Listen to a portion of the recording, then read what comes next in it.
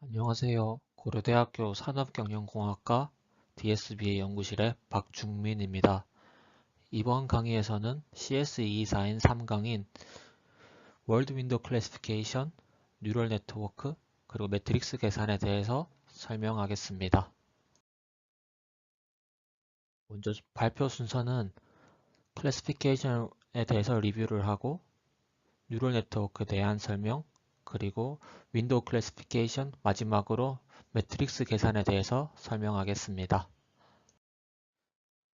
NLP에서 분류란 다양한 태스크들이 있을 수가 있습니다. 간략하게 몇 가지만 말씀드리면 인풋 데이터가 단어, 문장, 문서 등이 주어졌을 때 감정 분석인 경우에는 긍정인지 부정인지의 클래스를 분류하는 태스크, Named Entity Recognition인 경우에는 사람인지 장소인지 등의 개체명을 분류하는 태스크로 볼 수 있습니다. 주로 머신러닝의 클래시피케이션 문제에서는 디시전 바운더리를 어떻게 정하냐에 따라서 클래스를 분류하게 되는데요. 이때 모델의 파라미터인 웨이트를 어떻게 학습시키냐에 따라서 디시전 바운더리가 변하면서 클래스가 나눠진다고 볼 수 있습니다. 앞서 말씀드린 파라미터의 웨이트를 어떻게 모델이 학습시킬 거냐에 대해서 본 강의에서는 지도학습에 대해 가정을 하겠습니다. 지도학습에 대해 설명을 하면 데이터가 X와 Y, 즉 인풋과 아웃풋으로 페어로 구성된 데이터가 존재해야 합니다. 이 데이터를 트레이닝 셋, 밸리데이션 셋, 테스트 셋으로 나눈 뒤 머신러닝 모델을 만들고 그 데이터의 인풋 데이터가 모델을 통과하여 나온 아웃풋 값과 데이터의 실제 Y 값을 비교할 로스 펑션을 만듭니다. 이 로스 펑션을 가지고 저희는 아까 얘기한 파라미터인 웨이트를 학습시키면서 결정 경계면을 구분한다고 볼 수 있습니다. 모델에 X를 넣으면 아웃풋인 스코어인 Y 값이 나오게 되는데요. 이 Y 값을 로지스틱 함수나 소프트맥스 함수를 통하여 프로버빌리티인 확률로 바꿀 수 있게 됩니다. 즉, 저희 Y 값을 확률로 바꾸게 되면 확률 분포로 표현이 가능한데요. 먼저 클래스가 두 개인 바이너리 클래시피케이션인 경우에는 로지스틱 함수를 통하여 다음과 같은 분포로 나타낼 수 있고, 클래스가 여러 개인 경우에는, 즉 멀티 클래스 클래시피케이션인 경우에 소프트맥스 함수를 통하여 다음과 같이 확률 분포로 나타낼 수 있게 됩니다. 저희의 태스크가 꼭 클래시피케이션인 경우가 아닌 리그레션인 경우에도 가우시안 분포 등의 확률 분포를 이용하여 표현이 가능합니다. 저희가 이렇게 Y 값을 확률로 바꾸게 되면 이제 결국 모델이 이제 확률 분포를 출력하게 되는데요. 즉 X를 넣어서 모델이 패턴의 Y 값의 확률 분포와 실제 데이터가 가지고 있는 Y 값인 그 확률 분포가 같아지도록 학습을 하게 되면 이제 모델이 정확하게 값을 제대로 산출한다고 볼 수 있습니다. 저는 이런 방식으로 학습을 진행하게 될 텐데요. 그 학습 방법의 최대 의도 추정의 방법을 이용하겠습니다. 최대 의도 추정은 각각 데이터에 모델이 내뱉은 확률 값을 최대화하는 건데, 이는 각각 데이터의 확률 값을 각각의 곱을 최대화하는 것으로 볼 수 있습니다. 이때 저희는 식에서 보시다시피 여기에 시그마가 붙여져 있는데요. 이 시그마를 붙이게 되면 각각의 확률의 곱은 덧셈으로 바뀌게 됨으로써 좀 계산이 편리하게 됩니다. 즉, 덧셈으로 표현이 가능해서 미분을 하기 편리하고요. 그리고 확률은 0과 1 사이의 값으로 곱으로 표현한다면 그 값은 정말 크게 작아지게 됩니다. 이 값이 작아지는 것을 또한 방지할 수 있습니다. 즉 저희 최대 우도 추정으로 구한 값을 여기 앞에 마이너스를 붙이게 되면 저희가 원하는 로스 펑션 나오게 됩니다. 즉 로스 펑션은 최대 우도 추정으로 구한 값에 마이너스를 붙인 네거티브 로그 프로버빌리티의 합으로 표현을 될 수 있게 됩니다. 저희가 결국 말하고 싶은 건 모델 Y를 확률로 바꾸게 되면 확률 분포로 결국 표현이 가능하고 자연스럽게 로스 펑션이 나온다고 볼 수 있습니다. 앞선 슬라이드에서 로스 펑션은 네거티브 로그 프로버빌티의 합으로 결국 정의가 되었는데요. 저희가 이제 데이터의 분포와 모델이 이제 추정한 분포를 어떻게 저희가 결합을 시켜서 학습을 시킬 경우에 대해서 표현을 하기 위해 크로스 엔트로피의 개념이 필요합니다. 즉, 엔트로피에 대해서 먼저 살펴보면 엔트로피는 마이너스 로그 x로 설명을 할 수 있습니다. 즉, x를 확률로 0과 1 사이로 보면 확률이 작아질수록 저희의 정보는 더 소중하다라는 의미입니다. 즉, 확률이 저희가 당연하게 확률을 1로 기대하는 것은 저희가 뭐 당연하게 기대하는 값이기 때문에 이 정보는 소중하지 않다. 이게 잘 나타나지 않은데 나타났다면 이 값은 중요하다 이렇게 보는 개념인데요. 즉 마이너스 로그 x 이 저희가 정보의 가치 값에 그 정보의 확률을 곱하게 되면 이 값은 정보의 가치가 얼마만큼 되는지의 평균을 나타내게 됩니다. 이 개념이 엔트로피고요. 현재 저희가 데이터의 분포인 P와 모델이 이제 출력한 분포인 Q 사이를 최소화하기 위해서 크로스 엔트로피의 개념을 도입하게 됩니다. 크로스 엔트로피는 다음과 같이 실제 데이터의 분포 P의 엔트로피와 실제 데이터의 분포 P와 모델이 추정한 분포 Q의 KL 다이버전스로 표현할 수 있습니다. KL 다이버전스는 오른쪽 아래의 표와 나타나다시피 로그 데이터의 분포 나누기 모델이 추정한 분포 Q로 나타낼 수 있는데요. 이거는 로그의 함수의 특성상 마이너스로 표현이 가능하게 됩니다. 그런데 여기서 중요하게 짚고 넘어가야 될 게 데이터의 실제 y값의 분포는 고정된 값이기 때문에 전혀 영향을 주지 않습니다. 즉 저희가 이 마이너스 로그 qx인 모델이 추정한 분포를 최소화하면 이 크로스 엔트로피의 식 자체가 최소화된다고 볼 수 있습니다.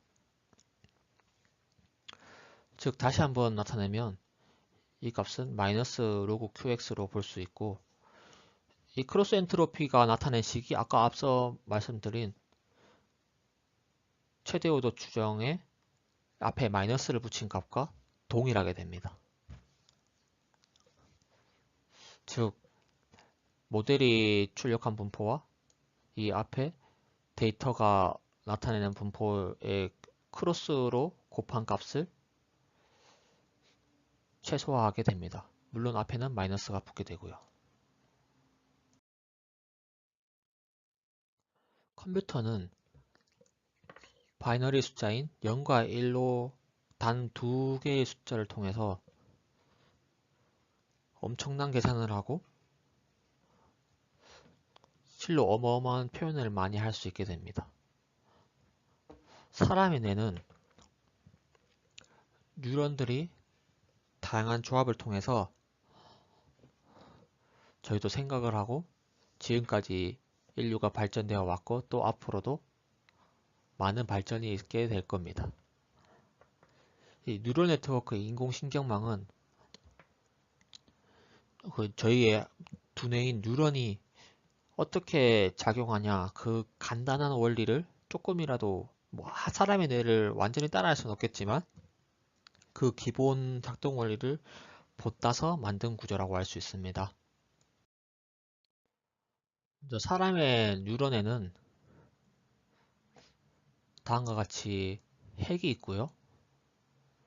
이 셀 바디가 있고 이제 또 여기서 셀 바디에서 다양한 이런 뉴런들에서 온 정보를 종합하여서 또 다른 뉴런으로 이렇게 정보를 보내게 됩니다.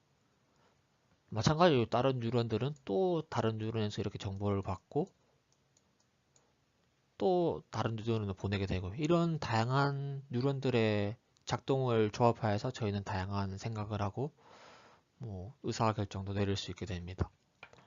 이 뉴럴 네트워크는 마찬가지로 이 셀 바디 부분을 다양한 뉴런들이 들어오는 정보들을 종합하는 역할로 볼 수 있는데요. 이 다양한 뉴런들에서 X라는 정보가 들어오면 그 다양한 뉴런들에서 가중치, 시냅스에서 가중치를 주는 것처럼 W라고 가중치를 두어서 이 선형 결합을 하게 됩니다. 그 선형 결합을 한 값을 모두 더하고 여기 또 B라고 바이어스를 더하게 되면 이 셀바디의 정보를 이제 함축하게 되고요. 이 정보를 이제 다양한 뉴런에서 받아서 액티베이션 펑션이라고 보듯이 비선형 함수인 렐루나, 다음에 좀 이따가 말씀드린 렐루나 시그모이드 등의 다양한 비선형 함수를 통해서 이제 정보를 줄지 말지를 결정하게 됩니다. 그 정보를 줄지 말지 결정을 하게 되고 이제 다음과 같이 다른 뉴런으로 노드로 전달하게 되는 거죠. 액티베이션 펑션에 대해서 좀 더 자세하게 설명을 하겠습니다. 액티베이션 펑션을 저희가 아까 비선형 함수로 제한을 두었는데요. 시그모이드나 렐루 같은 함수가 있고, 왜 꼭 비선형 함수로 두냐 하면 비선형 함수를 둬야지만 저희가 결정 경계면을 선형이 아닌 구불구불한 non-linear decision boundary로 학습이 가능합니다. 또한 이 액티베이션이 만약 선형 함수일 경우에는 저희가 뉴럴 네트워크인 경우에는 다양한 노드들이 이렇게 또 결합도 뉴런들처럼 이렇게 결합을 하고, 또 이 노드들도 이렇게 다양하게 온 노드들도 또 이렇게 결합을 하고, 이런 과정을 반복하게 될 텐데, 선형함수로 표현하게 되면 이 모든 과정들을 한 노드로만 표현을 가능할 수 있게 됩니다. 그렇기 때문에 비선형함수를 두게 되는 것입니다. 디시전 바운드리에는 선형 경계면과 비선형 경계면이 있는데요. 로지스틱 함수를 사용하면 대표적으로 선형 경계면이 만들어집니다. 선형 경계면으로 만들게 되면 초록색과 빨간색으로 이렇게 클래스를, 동그라미가 실제 데이터하고 모델은 이렇게 선형으로 나누게 분류를 하게 되는데요. 모델에서는 실제로 초록색인 클래스인 경우에, 데이터에서는 초록색인 클래스인 경우에도 모델은 빨간색으로 인식하는 것을 볼 수가 있습니다. 뉴럴 네트워크나 KNN 등 다양한 비선형 경계면을 만드는 모델들이 있는데요. 이런 비선형 경계면은 모델이 나타낸 확률 분포와 실제로 데이터가 나타낸 확률 분포가 좀 어느 정도 유사하다고 이렇게 볼 수 있습니다. 뉴럴 네트워크인 경우에 이렇게 노드들이 여러 개 이렇게 있으면 층이 하나일 경우에는 이런 데이터들을 저희 모델은 제대로 학습을 못하는 것을 볼 수 있는데요. 층이 이렇게 늘어날수록 실제 데이터의 클래스를 더 잘 맞추는 경우를 볼 수 있습니다. 하지만 이게 층이 너무 깊게 되면 오버피팅의 영향을 생각을 해야 됩니다. NLP에서는 주로 파라미터 앤 웨이트를 학습시킬 때 저희가 태스크를 위한 모델을 아키텍트한 그런 파라미터도 학습을 시키지만 인베딩된 단어 벡터들도 같이 학습을 시키게 됩니다. 이 인베딩된 단어 벡터인 경우에는 뭐 2013년도에 나온 워드2백, 뭐 글로브, 그리고 트랜스포머로 다양한 모델들이 나온 뭐 엘모, 버트, 그리고 뭐 GPT-1, GPT-2 이런 다양한 단어 임베딩 벡터들을 생각할 수 있게 됩니다. 위에 그림에서 보시다시피 아주 간단한 구조로 나타내 봤는데요. 먼저 3개의 레이어로 구성이 되어 있고, 첫 번째에서 두 번째로 갈 때가 이게 단어를 임베딩 된 벡터로 가는 과정, 두 번째에서 세 번째로 가는 과정이 이제 어떤 클래스로 분류할 건지 나타내는 과정이라고 보면 됩니다. 아주 간단한 구조입니다. 먼저 파라미터의 개수가 몇 개인지 보면, 먼저 임베딩 된 단어 벡터인 경우에는 단어 개수가 v라고 보면 v와 이제 히든 레이어의 노드의 개수인 d 개가 있을 수 있고요. 그리고 이제 히든 레이어의 노드의 개수와 그리고 최종 저의 클래스가 무엇인지 몇 개인지를 따지는, 이렇게 vd 플러스 뭐 dc, cd로 나타낼 수 있게 됩니다. 파라미터의 개수를. 그런데 이때 조심해야 될 게, 이게 v라는 값이 단어의 개수인데 영어만 해도 이 단어의 개수는 수십만 개가 되기 때문에 이 어마어마하게 많은 파라미터가 요구됩니다. 이렇기 때문에 저희가 임베딩 벡터를 여기 모델의 최종 태스크에 구하려는 이 태스크를 구하려고 하기 위해서 임베딩 벡터를 쓰게 되면 파라미터가 너무 많기 때문에 이 학습하고 수렴하는데도 어마어마하게 오래 걸리고 연상량도 많아지게 됩니다. 이렇기 때문에 저희는 주로 다른 사람들이 미리 구해놓은 프리트레인 워드 벡터를 주로 이용하는데요. 이 프리트레인된 임베딩 벡터들은 많은 코퍼스에서 학습되었기 때문에 범용성을 가진다고 볼 수 있습니다. 그래서 이 프리트레인된 벡터를 가지고 오게 되면 저희가 상대적으로 학습이 빠르게 수렴되고 더 태스크도 정확해진다고 태스크도 정확하게 맞출 수 있다고 볼 수 있게 됩니다. 다만 뭐 저희의 데이터에 있는 단어가 뭐 hundreds of millions가 있으면 뭐 프리트레인드 된 워드 벡터를 안 가져오고 뭐 랜덤으로 이니셜라이즈해서 저희가 자체적으로 이렇게 학습을 시킬 수 있는데요.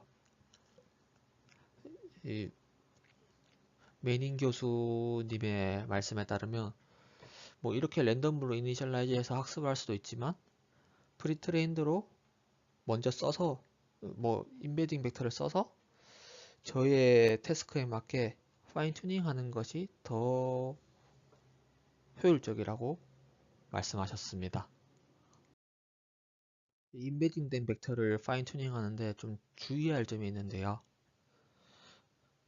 먼저 오른쪽의 그림에서 보듯이 저희는 뭐 한국인이니까 다 좋아하시다시피 치킨, 통닭, 닭튀김이 같은 말이라고 볼 수 있습니다. 즉 이게 태스크로 굳이 따지자면 이 치킨, 통닭, 닭튀김은 같은 쪽에 있어야 되겠죠.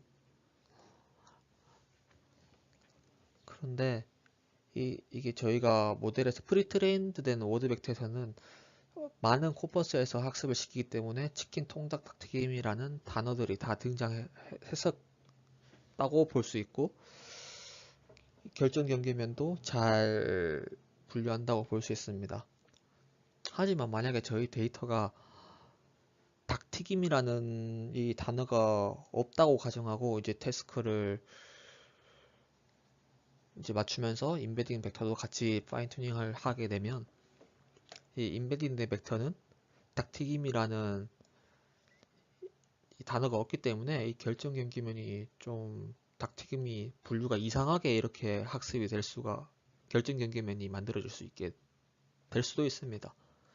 이렇게 되면 원래 치킨 통닭이랑 벡터의 값들이 비슷한 곳에 위치해야 되는데 이렇게 되면 좀 의미도 달라진다고 볼 수 있기 때문에 주의하셔야 됩니다.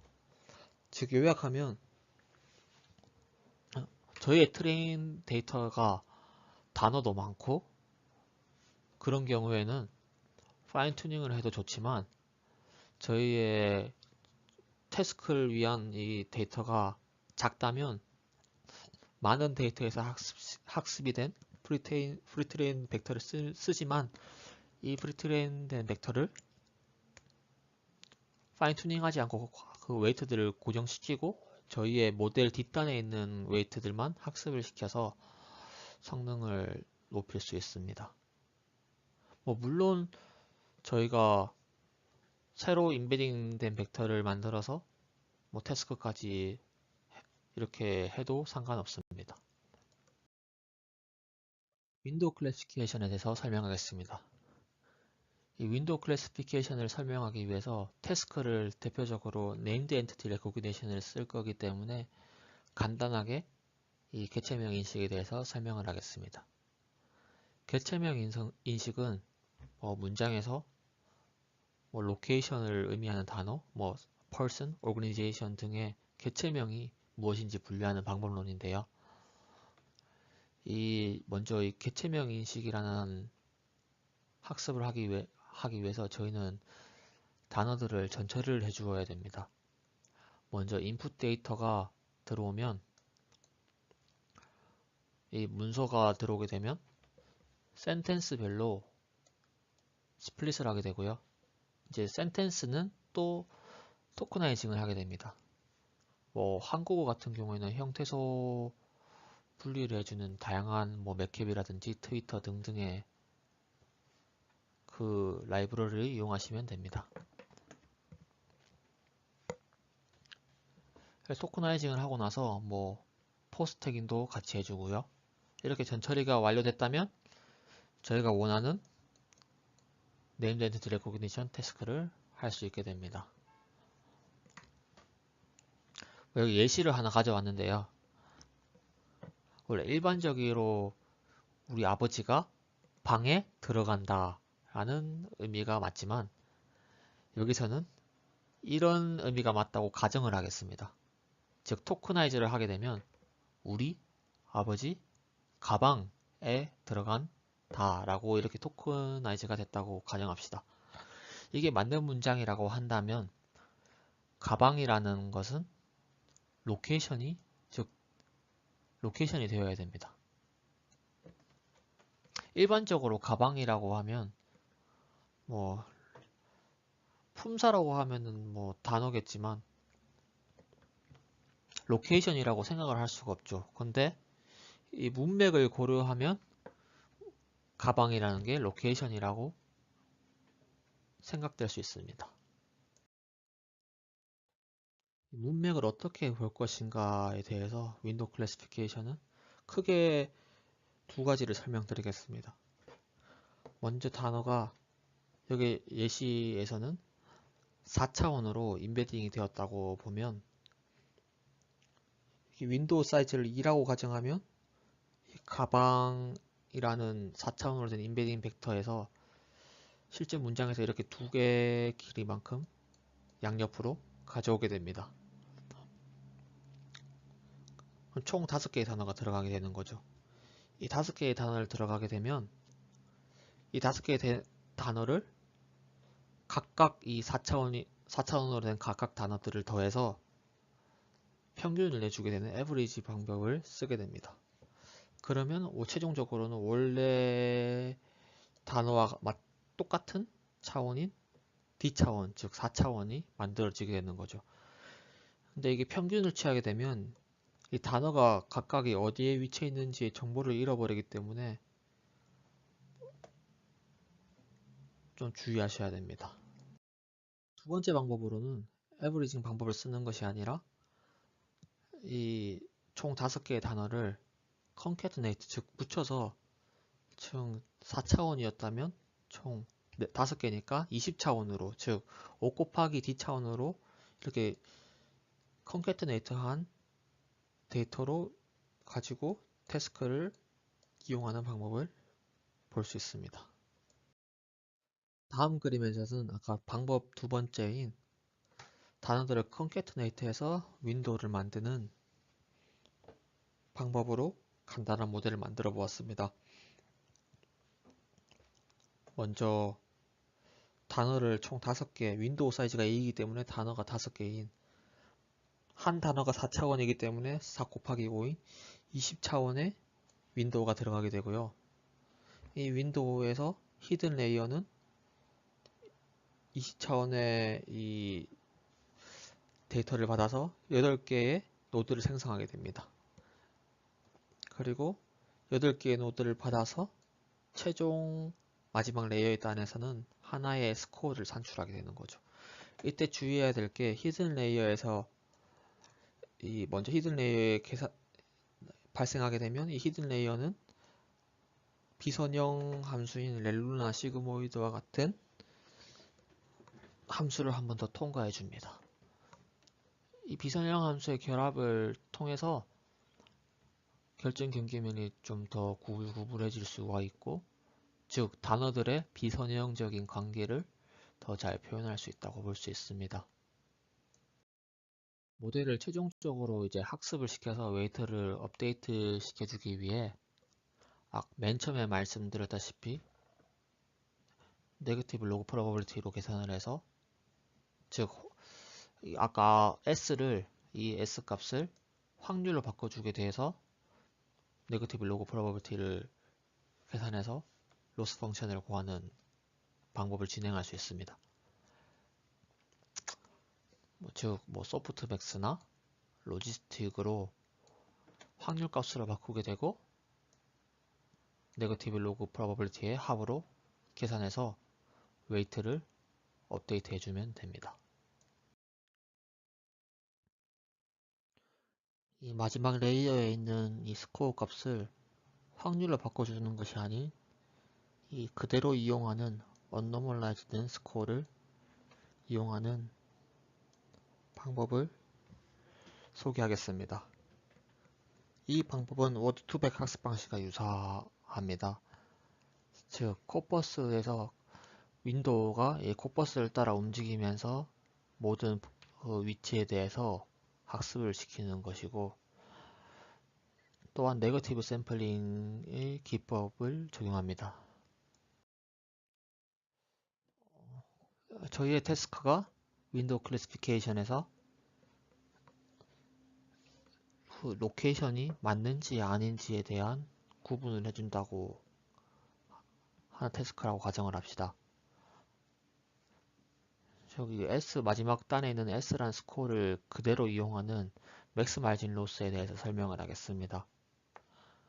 목적 함수에 보시면 SC 그 다음에 S라는 표현이 있는데, 이거를 살펴보면 S라는 값은 위쪽 박스 안에 있는 것과 같이 이 로케이션의 가방이 제대로 윈도우에 들어왔을 때 최종 아웃풋에서 나오는 S 값을 말하는 것이고요.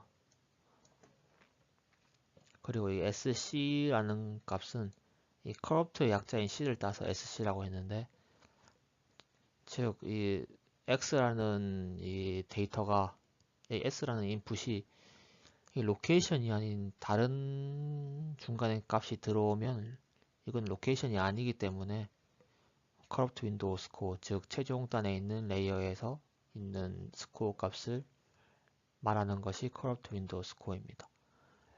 이 목적 함수를 다시 한번 살펴보시면 1 플러스 SC 마이너스 S, 이것이 무엇이 의미하는지 다음 슬라이드에서 설명하겠습니다. 이 1 플러스 SC 마이너스 S의 의미는, 즉 먼저 1을 빼고 SC 마이너스 S만 보면 SC 마이너스 S가 만약에 0보다 크면 이 값은 이 모델이 지금 로케이션을 정확하게 클래시피케이션 분할을 못한다고 생각할 수 있기 때문에 이 모델의 웨이트들은 학습이 돼야 됩니다. 하지만 만약에 S가 SC보다 크게 된다면 이 모델은 이제 로케이션을 잘 구분할 수 있기 때문에 학습을 시킬 필요가 없게 됩니다. 그래서 저희는 S가 SC보다 크면은 이게 0값을 뱉어내게 되고, 만약에 SC가 S보다 크면은 값을 나타내게 돼서 파라미터를 학습하게 되는 구조입니다. 여기서 이게 1이 마진 1을 왜 뒀냐 하면, 이 마진이 없으면 결국은 SC와 S에 대한 로케이션이 있는 윈도우와 로케이션이 없는 윈도우에 대해서 구분이 모호해질 수가 있기 때문에 그 구분을 1 정도로 둬서 이 리스키를 좀 없애준다고 볼 수 있습니다. 매트릭스 연산에 대해서 설명하겠습니다. 먼저 그레디언트 디센트 알고리즘에 대해서 설명을 하면, 새로운 웨이트들은 업데이트가 될 때 이전 웨이트들에서 목적 함수에서 그 미분값을 얼마만큼 러닝 레이트를 줄 건지를 계산하여서 업데이트를 해주게 됩니다. 즉, 이 목적 함수 J에 대해서 파라미터들의 미분값을 요구하는데요. 이 미분값은 주로 뉴럴 네트워크에서는 백프로파게이션 알고리즘으로 역전파 알고리즘으로 구하게 됩니다. 근데 일반적으로 뉴럴 네트워크에서는 파라미터 개수가 엄청 많기 때문에 이 연산의 효율성을 위해서 잘 조정하는 것이 중요합니다. 오늘 컴퓨터에서 이 간단한 연산 구조의 차이를 간단하게 한번 살펴보겠습니다.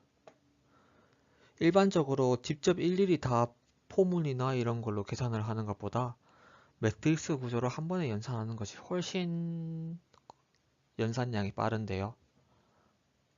즉 매트릭스 연산이 훨씬 빠르다고 볼 수 있습니다. 보시면 오른쪽 박스에서 보시면 먼저 X와 Y와 Z를 1000x200 차원으로 데이터를 만들어 주었고요.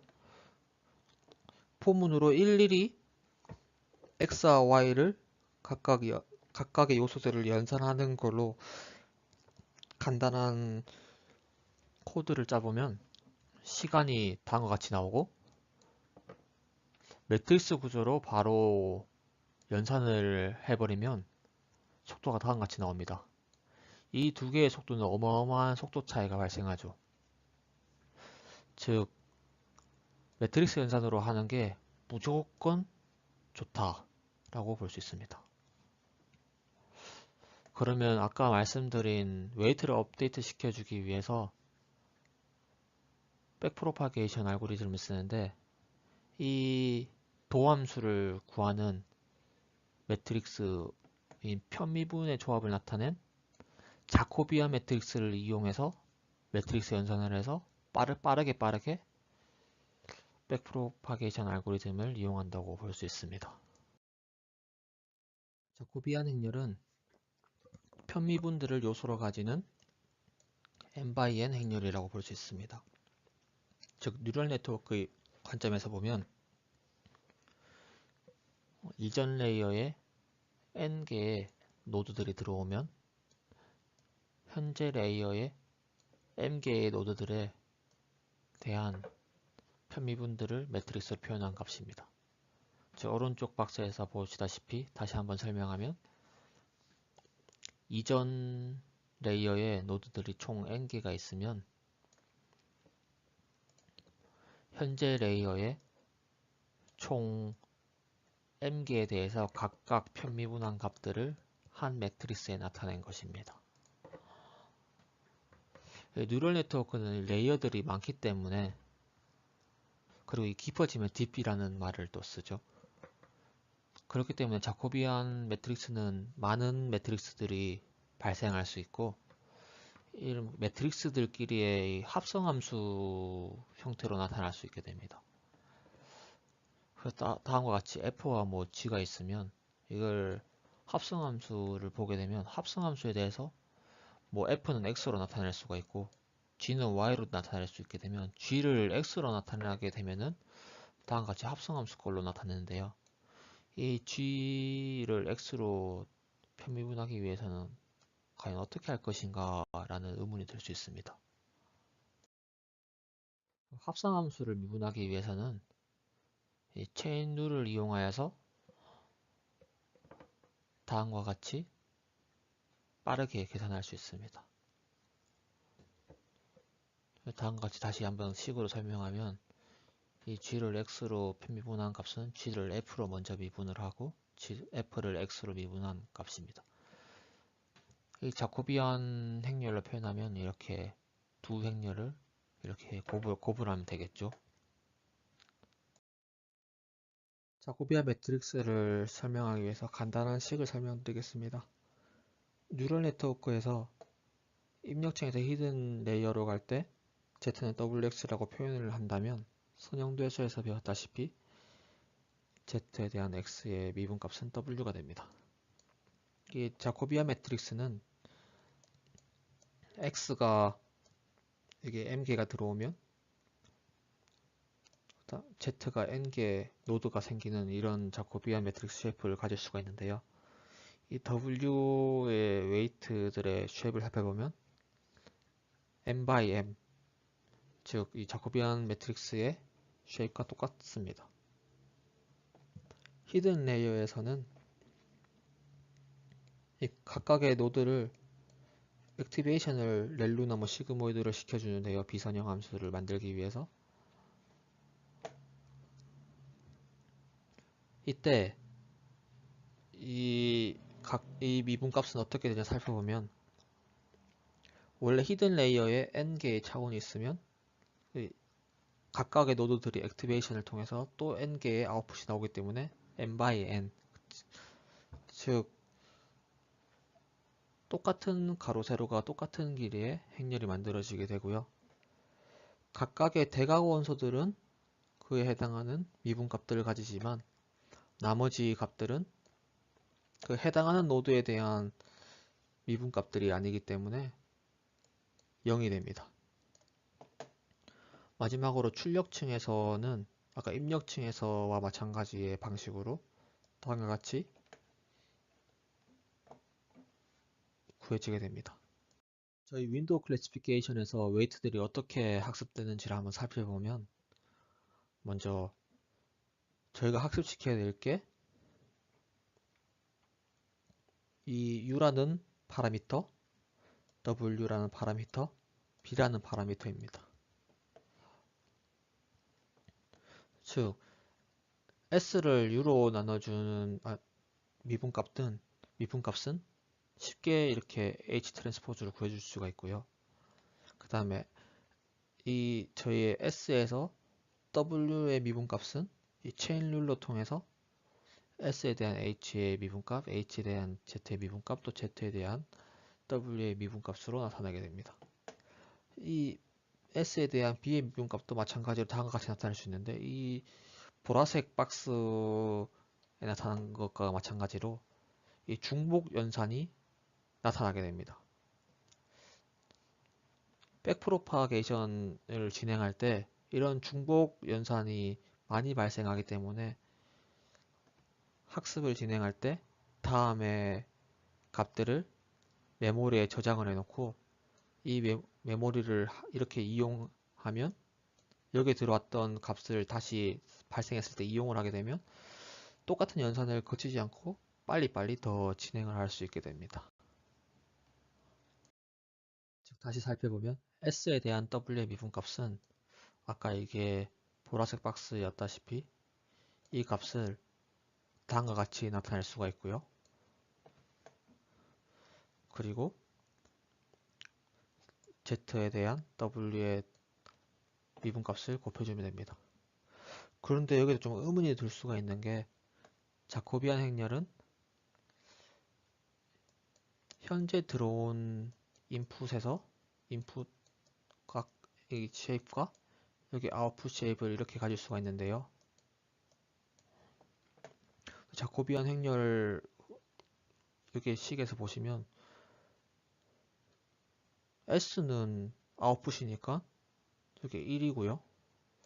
W는 파라미터가 뭐 X가 M개 있고 그 다음에 H가 N개 있으니까 웨이트는 NN개가 있는 게 아니냐. 그래서 1 by NM 형태가 아니냐라고 볼 수 있습니다. 그런데 저희가 뭐 그레디엔트 알고리즘을 쓸 때 다음과 같은 식으로 표현을 해서 계산을 하고 싶어 합니다. 그러면 다시 살펴보면 이게 S에 대한 W의 미분값은 이 앞에 보라색으로 된 부분은 1 by N이니까 실제로 뭐 자코비안 행렬 원래 정의대로 따져서 이 NM 형태로 만들려면 이 뒤에 Z에 대한 W의 값이 N 곱하기 M 곱하기 N의 형태로 돼야지 결국 최종적으로는 1 by MN 형태가 되는 게 아니냐라고 볼 수 있습니다. 근데 실질적으로 Z에 대한 W의 이 미분값을 살펴보면 X 트랜스포즈로 1 by M입니다. 자코비안 매트릭스를 이용하게 되면 저희가 최종적으로 웨이트에 대한 이 미분값을 구하기 위해서 저희가 원하는 그레디언트 디센트 알고리즘이 이런 M by M의 식으로 M의 형태의 매트릭스로 안 나올 수 있을 수도 있습니다. 이때 저희는 약간의 트릭을 써서 아까 델타를 트랜스포즈를 취해주면 M by 1 그리고 이게 X의 D의 값을 1 by M 이렇게 곱해주게 되면 트랜스포즈를 취해서 그 형태를 M by M으로 맞춰주기만 하면 저희가 원하는 정말 이런 값이 나오게 됩니다. 즉 트랜스포즈로 쉐입만 맞춰주게 되면 이런 값이 나오게 된다는 거죠. 근데 정말로 이런 값이 나오는지 의심스럽다 하면 그 대표적으로 원소를 W에 대한 원소를 하나를 가지고 와서 한번 살펴보면 되는데 이게 최종 마지막 단 S의 스코어에서 W에 대한 그 한 원소에 대한 미분값을 생각하게 되면 체인눈으로 다음과 같이 나타내게 되고요. 앞에 부분은 델타로 나타내게 됩니다. 이 식을 오른쪽에 대한 그림으로 한번 설명하면 다음과 같이 여기 히든 레이어에서 뭐 델타 I, 델타 두 번째, 델타 세 번째 이렇게 각각 이 백프로파로 이렇게 오게 됩니다. 근데 저희가 원하는 거는 이 Wij가 어떻게 미분값이 가지느냐에 대한 것이고 이 Wij는 첫 번째 이 델타 1에서 나오는 값을 이용하면 됩니다. 즉, 이게 첫 번째 델타 1과 그리고 뒤에 부분을 이 미분을 하게 되면 xj가 나오게 되는 거죠. 이 마찬가지로 다른 행렬도 그렇게 다 계산하면 되고 이 값을 다시 매트릭스로 표현하게 되면 델타 트랜스포즈 곱하기 x 트랜스포즈의 식으로 구할 수 있습니다. 다시 한번 정리를 하면 자코비아 매트릭스 행렬 연산은 컴퓨터에서는 연산이 최대한 빠르기 때문에 할 수 있으면 최대한 연산을 많이 해주시면 좋습니다. 백프로파게이션을 할 때. 그리고 저희가 웨이트에 대해서 자코비안 매트릭스를 썼는데 원하는 그레디언트 디센트 알고리즘의 그 쉐입이 안 나온다 하면 그 쉐입을 맞춰주기 위해서 그 체인 눈에서 그 부분을 트랜스포즈를 취하거나 해서 그 형태를 바꿔주게 되면 다음과 같은 식이 형태가 그레디언트 디센트 알고리즘의 계산 형태가 식이 나오게 됩니다. 감사합니다. 발표 마치겠습니다.